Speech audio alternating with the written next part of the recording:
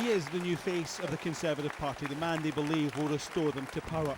After 3 successive defeats, they turned to the former party advisor and public relations executive to lead them out of the political wilderness. In this trendy part of London, David Cameron shaped the new-look Conservatives. With his closest political allies, many old friends, they planned his election as leader and took control.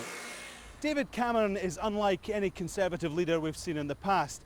While he supports core party values such as lower taxation, less government involvement in people's lives, he's even mildly Eurosceptic, he is socially liberal.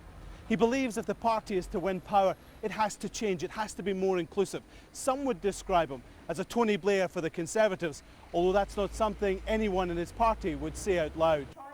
The Conservatives and Cameron knew they had to modernise, change their image and the way the public thought of them. You know what some people call us? The nasty party. First to go, the party logo. Out went the torch tied so closely to the successful Thatcher years. In came the tree, signalling a greener, softer Conservative. David, after he was elected leader, set out with a mission to make the Conservative Party look more like the country that it wanted to govern, to be more diverse, to be more tolerant, to be more reflective of the priorities of people in this country, and he's achieved that. Cameron has also tried to change the types of people who stand for election in Conservative colours. More minorities, more women, even openly gay candidates. For traditionalists, it was a big step. But one young woman recruited by the party says it's all a sham.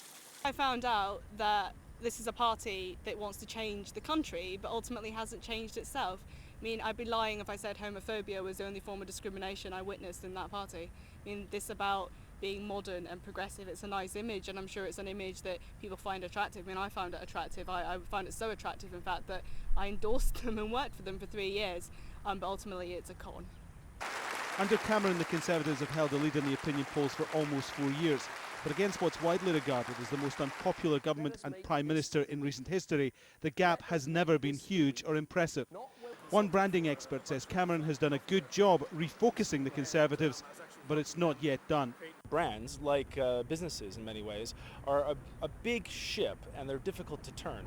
So while he's been incredibly open with his own sort of life and his character and getting his sort of family out into the spotlight and allowing the public to sort of see him and do all the things that a leader should do, he's carrying the weight and the momentum of that party behind him. So he's got quite a challenge on his hands. Opinion poll suggests David Cameron is heading for a good election, but it might not be enough to send him to Downing Street. He was hailed as the future of the party, leading it to a new tomorrow. He now must wait to see if the British voters decide if tomorrow starts on Friday. Alan Fisher, Al Jazeera, London.